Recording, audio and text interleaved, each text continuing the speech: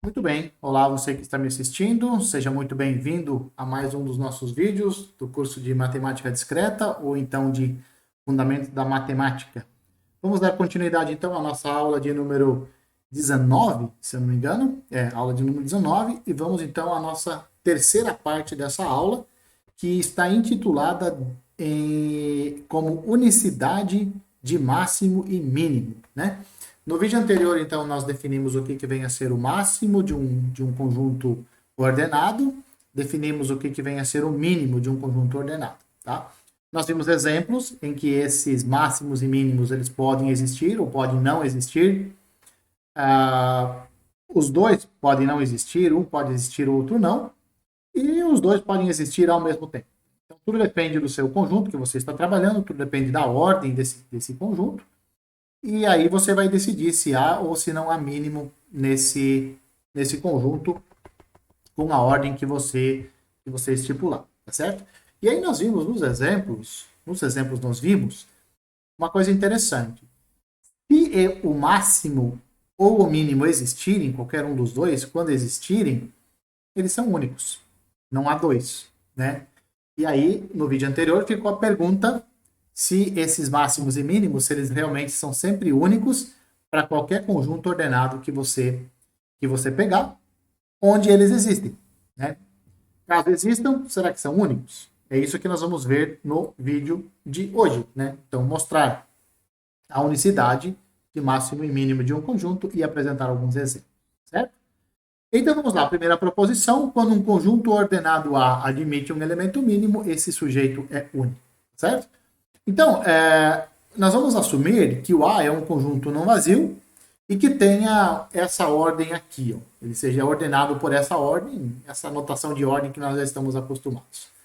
Vamos supor que ele tem um elemento mínimo e nós vamos supor que ele tem dois. Sempre que você quer mostrar que alguma coisa é única na matemática, você supõe que tenha duas. Se você chegar numa contradição ou se você chegar que um é igual ao outro, então você sempre vai ter a unicidade desse sujeito que você quer provar a unicidade, tá? Por que basta supor dois? Porque você fala assim, mas e se tiver três? Bom, se tiver três, tem dois. Se tem dois, eles são iguais, né? Então, essa é a jogada. E se tiver n elementos? Por exemplo, eu estou supondo aqui que tem dois elementos mínimos. Eu poderia supor que existem n elementos mínimos. Se tem n elementos mínimos, tem dois elementos mínimos. E aí eu faço a demonstração para esses dois. Tudo bem? Então não precisa supor que tem n, basta supor que tem dois e chegar que eles são iguais, ou então chegar numa contradição. Beleza? Esse é sempre o espírito de você mostrar que algo é único na matemática. Então é isso que nós vamos fazer. Nós vamos supor que existem dois elementos mínimos no nosso conjunto e nós vamos fazer algumas manipulações, né? E nós vamos chegar que o A é igual ao A', né? Se tem dois, eles são iguais e, portanto, nós teremos a nossa unicidade. Beleza? Então vamos supor que o A e o A' são dois elementos mínimos do nosso conjunto. É claro que se o conjunto não tem elemento mínimo, como é que você vai mostrar a unicidade? Não tem como. Então, nós temos que supor que o A tem elemento mínimo e nós estamos supondo que tem dois. O A e o A'. Como o A e o A' são elementos mínimos, eles atendem à definição de mínimo. O que significa o A ser mínimo?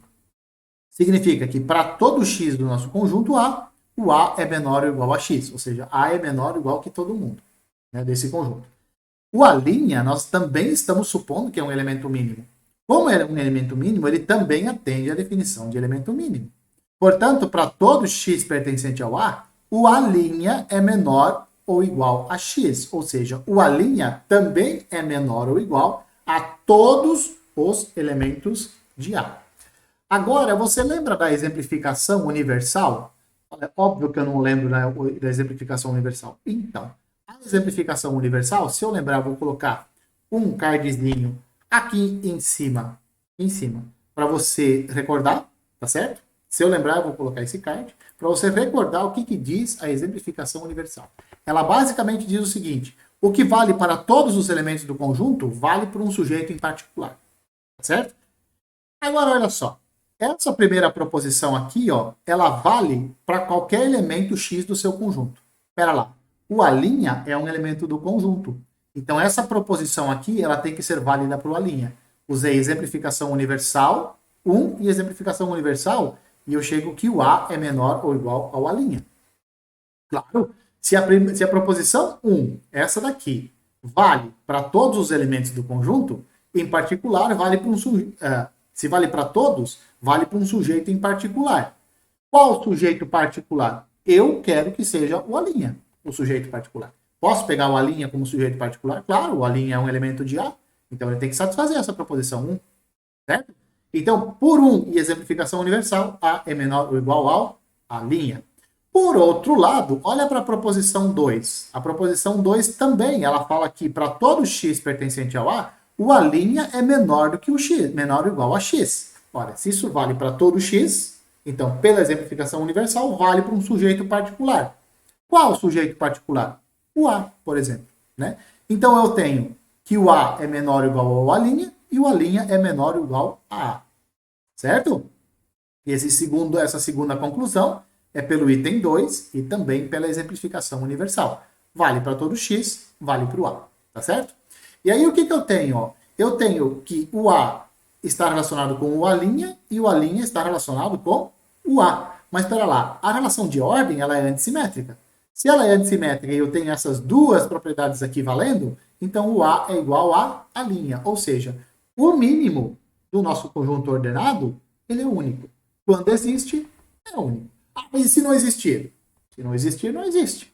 Como é que você vai provar a unicidade de algo que não existe? Né? Então, se não existe, o teorema essa proposição não se aplica. Se existir o mínimo, esse sujeito é único. Beleza? O que nós temos para mínimo, olha só, olha para esses lá, olha o enunciado de lá, olha o enunciado de cá. Nós só trocamos a palavra mínimo pela palavra máximo. E nós vamos mostrar agora também que quando um conjunto ordenado admite um máximo, então esse máximo também é 1. Então vamos lá, como é que vamos fazer? Vamos supor que o A é um conjunto ordenado não vazio, vamos usar também essa ordem aqui, e vamos supor de novo que B e B' são dois elementos máximos. Se nós mostrarmos que eles são iguais, o máximo é único. Não pode ter 2, não pode ter 3, porque se tem 3, tem 2, então são únicos. Se tem 4, tem 3, tem 2 e são únicos. Beleza? Então vamos lá. Vamos supor então que o B e o B' são dois elementos máximos do nosso conjunto. Então eles satisfazem as seguintes proposições. Ó, como o B é máximo, ele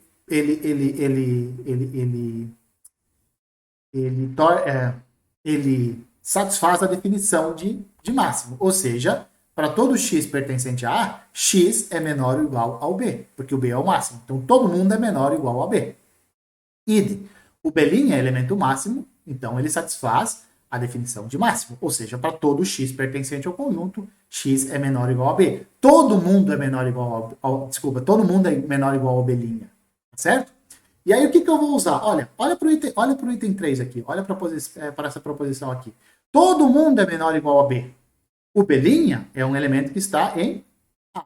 Bom, então o B' tem que ser menor ou igual a B. Quem garante isso? Exemplificação universal. Tá? Então, por 3 e pela exemplificação universal, eu sei que o B' é menor ou igual a B. Também pela exemplificação universal, só que agora aplicando no item 4, na proposição 4, nós temos que o B é menor ou igual ao B'. Por quê? Para todo x, x é menor ou igual a B'. Em particular, o B é menor ou igual a B'.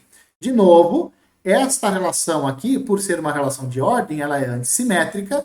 Se eu tenho B relacionado com B', B relacionado com B' e B' relacionado com B, então é porque eles são iguais. Ou seja, o máximo de um conjunto, quando existe, ele é único. Tá certo? Então, nós mostramos a unicidade, tanto do mínimo quanto do máximo de um conjunto. Acabou? Não. Você vai olhar aqui e ainda fala, putz, ainda faltam 5 slides. O que mais vem? Vem a notação agora, né? Os elementos mínimos e máximos de um conjunto, quando eles existem, como eles são únicos, eles merecem uma notação, né? Eles só dependem de um conjunto e da ordem desse conjunto, tá certo?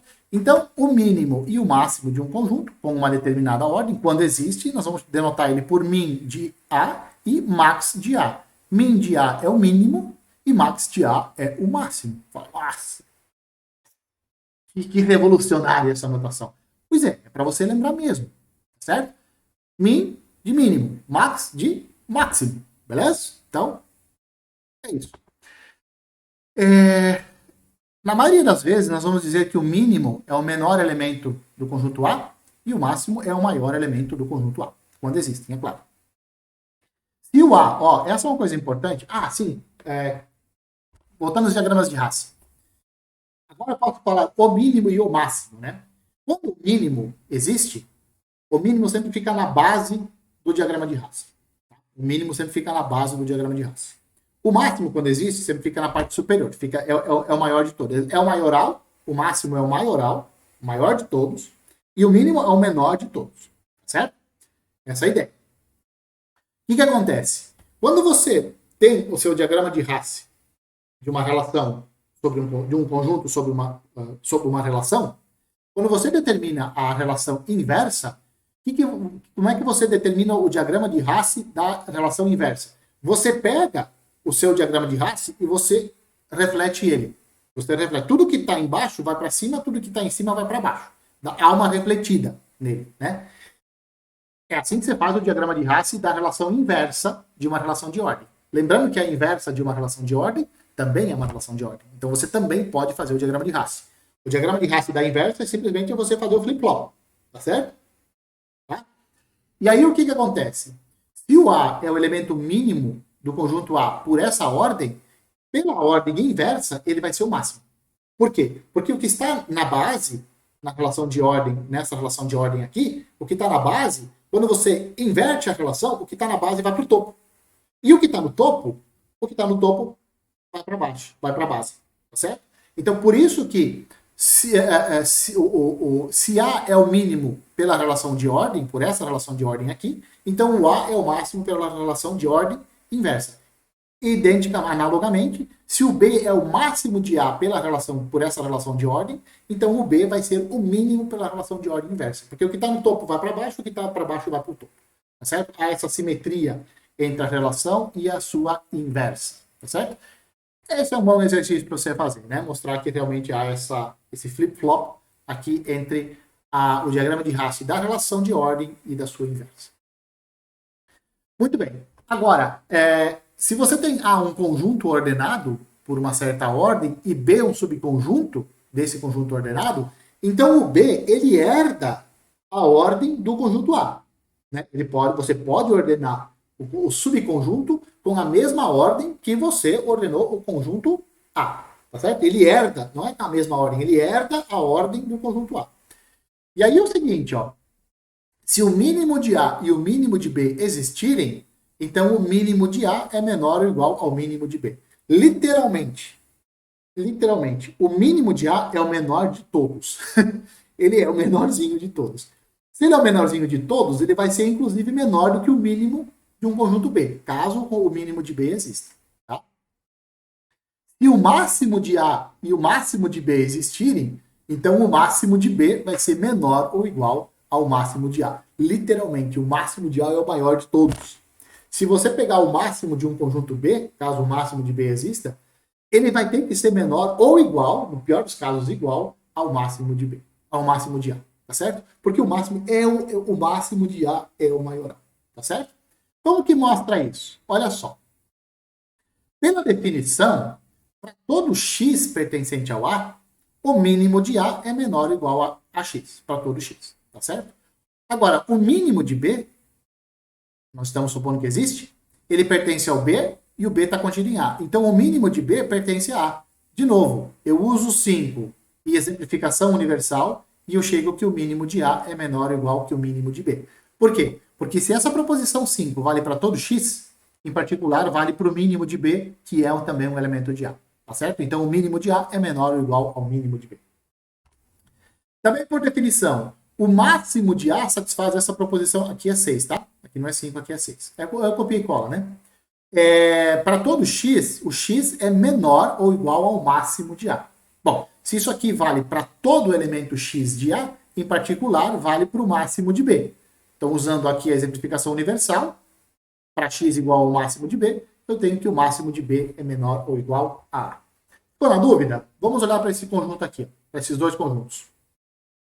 O conjunto A, formado por esses elementos aqui, 0, 1, 2, 3, etc., com a ordem da divisibilidade. O conjunto B vai ser o 3, o 0, o 3, o 6, o 9, o 15 e o 18. Aqui, ó. 3, 3, 6, 9, 15, 18 e 0. Tá certo? O que acontece? O conjunto B é um subconjunto de A. O B tem mínimo. Quem é o mínimo? É o 3, ó. 3, 6, 9, 15, 18 e 0. Ó, eu estou olhando para essa partezinha aqui, para esse pedaço aqui. Tá certo? Diagrama de Hasse é o máximo, né? Consigo visualizar tudo aqui no conjunto B e também no conjunto A. Tá? Então, olha só, o 3 é o mínimo do conjunto B. Quem é o mínimo do conjunto A? É o 1. Então, o 1 é menor ou igual a 3, que era o que estava dizendo a nossa proposição. O mínimo de A é menor que o mínimo de menor ou igual ao mínimo de B, caso os dois existam. Tudo bem? Então, de fato, aqui está exemplificado a proposição anterior para o mínimo, tá certo? E para o máximo, olha só, quem é o máximo de A, do conjunto A, do conjunto todo? É o 0. O 0 é o máximo do conjunto A. E o 0 também é o máximo do conjunto B. Então, nesse caso, nós temos que o máximo de A é igual ao máximo de B. Ou, se você preferir, o máximo de B é menor ou igual ao máximo de A. Tá certo? Agora vamos para o conjunto C. O C é formado pelo 4, 8, 12 e 24. Acho que eu errei. Ó, vamos ver. Não, tudo bem. Tudo bem, tudo bem. Ó. Não, tá certo, tá certo. 4, 8, 12 e 24. Tá. Eu tô olhando para esse losanguinho aqui, ó. Para esse losango bem pequenininho aqui, certo? Olha para esse losango pequeno aqui. O que você observa nesse losango pequeno? Você observa que o 4 é o mínimo desse conjunto, do conjunto C, e 24 é o máximo desse conjunto C. O que está acontecendo aqui? O 1, que é o mínimo de A, é menor ou igual ao mínimo de B. Está acontecendo de novo. É uma nova exemplificação do que nós vimos na proposição anterior. Realmente, o mínimo de A é menor ou igual ao mínimo de B. Nesse caso, é só menor. Tá? Agora, olha para o 24. 24 é o máximo de B. E aqui está dizendo, ó, o máximo de B, que é o 24, a proposição dizia, ele tem que ser menor ou igual ao máximo de A, que é o conjunto maior. Está aqui, ó. O 24 é menor ou igual a 0. Tá certo? Então, é isso que está escrito aqui, ó. O mínimo de A é menor que o mínimo de B, o mínimo de A é menor ou igual ao mínimo de C. Né? Então, nesse slide aqui, temos o que a gente acabou de falar há alguns segundos atrás. Agora, vamos considerar esse daqui, ó. 2, 4, 6, 8, 12. Vamos olhar aqui no nosso diagrama. 2, 4, 6, 8 e 12. É esse conjuntinho aqui, ó. Tá vendo esse conjunto aqui? 2, 4, 6, 8 e o 12. Tá? Esse vai ser o nosso conjunto. Ele é ordenado, né, porque tem as flechinhas aqui. E o que nós temos? O mínimo desse conjunto que a gente chamou de D é o 2. E aqui está o 1, que é o mínimo de A. Então, de fato, de novo, o mínimo de A é menor ou igual ao mínimo do subconjunto. E o que nós podemos dizer sobre o máximo? Nada. Não podemos dizer nada sobre o máximo. Porque 2, 4, 6, 8 e 12, esse conjunto aqui, ó, ele não tem máximo. O 8 e o 12, eles parecem ser máximos, mas eles não podem ser. Primeiro, porque um conjunto não pode ter dois máximos. E eles estão na parte superior. Então, para ser máximo, tem que estar na parte superior. O 8 e o 12 estão na parte superior, mas eles não podem ser máximos porque eles são diferentes. E máximo, se existisse, seria único. Né? Então, o máximo de A e o máximo de D não dá para comparar, porque o D não tem máximo. Tá certo? Mas o mínimo dá. O mínimo de A, que é o 1, é menor do que o mínimo do D, que é o subconjunto. Tá certo? Está escrito aqui. Certo? Muito bem. Como o D não tem máximo, não se aplica a proposição anterior. É isso que a gente estava querendo dizer aqui para vocês. Beleza? Muito bem. O conjunto dos números naturais, o conjunto dos naturais, para quem faz ciência da computação ou informática, ou mesmo para quem faz matemática, ele é extremamente interessante, os naturais. Ele serve para muita coisa, entre elas é para contar, né? A contagem ele é muito interessante. Em geral, Em geral, quando você vai fazer contagem, você tira o zero da brincadeira, porque o zero não importa quando você vai fazer contagem, né? É aquela velha história, de 0 a 10 tem 11 números, de 1 a 10 tem 10 números, né? Então, de 1 a n tem n números, de 0 a n tem n mais 1 números. Isso aí dá um bug na cabeça. Então, quando você vai fazer contagem, você tira o zero da brincadeira. Quando você vai fazer contas, quando você vai fazer álgebra, aí não. Aí é interessante que tem o zero. O zero, nesse caso, é importante. Mas vamos lá. Vamos para nós, os naturais, nesse curso aqui, os naturais sempre tem o zero. Tudo bem? Para nós ele é interessante aqui, porque ele pode, como a gente percebe aqui, ó, no diagrama, né? Quando o zero, você assume que o zero é natural, ele tem essa pompa de maior de todos com a ordem da divisibilidade, tá certo? Então, eu gosto do zero como um número natural. Se você vai fazer contagem, não é interessante. Mas vamos lá. Feito parênteses, vamos continuar. No conjunto dos números naturais com a ordem usual, o zero é o elemento mínimo e ele não tem máximo. Por que ele não tem máximo? Porque se existisse o máximo, se n fosse o máximo,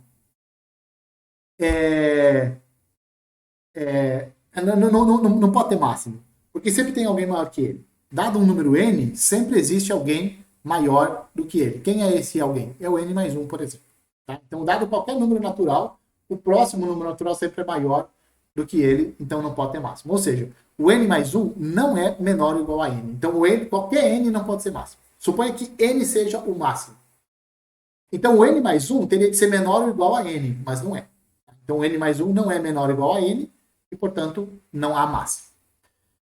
Agora, o conjunto dos números naturais com a ordem da divisibilidade, nós temos o seguinte, o 1 é o elemento mínimo, né? Por quê? Porque todo número natural é múltiplo de n. Tá? Então, como todo número natural é múltiplo de n, todo mundo é maior ou igual a 1. E o 0 é o máximo. Por quê? Porque 0 é múltiplo de todo mundo. Né? Então, como 0 é múltiplo, 0 é maior ou igual a qualquer número natural. Por outro lado, o n estrela é os naturais sem o zero.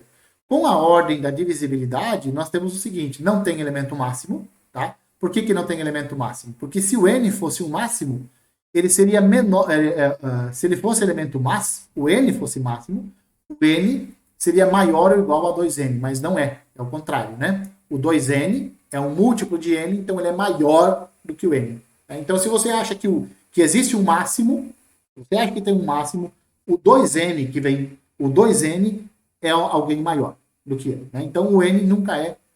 Não tem nenhum n que é máximo. Sempre tem um múltiplo dele e esse múltiplo sempre acaba sendo maior. Tá?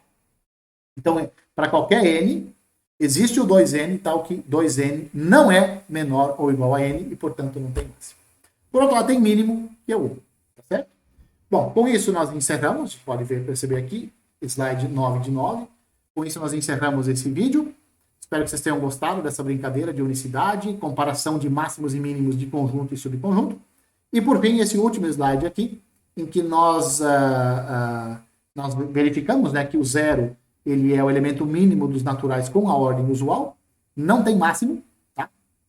Os naturais com a ordem da divisibilidade, ele tem mínimo, que é o 1, e tem máximo, que é o 0. Isso nós já tínhamos visto anteriormente, né? O n estrela não tem máximo, porque se n fosse o máximo, o 2n, que é um múltiplo do n, ele teria que ser menor ou igual a n, mas não é. Tá? Não é. 2n não é menor ou igual a n, então não tem máximo. E por fim, o n estrela, o n sem o 0, tem o 1 como elemento mínimo. Beleza? Então, ficamos por aqui. Um abraço a todos e espero que vocês tenham gostado e que vocês continuem me vendo nos próximos vídeos.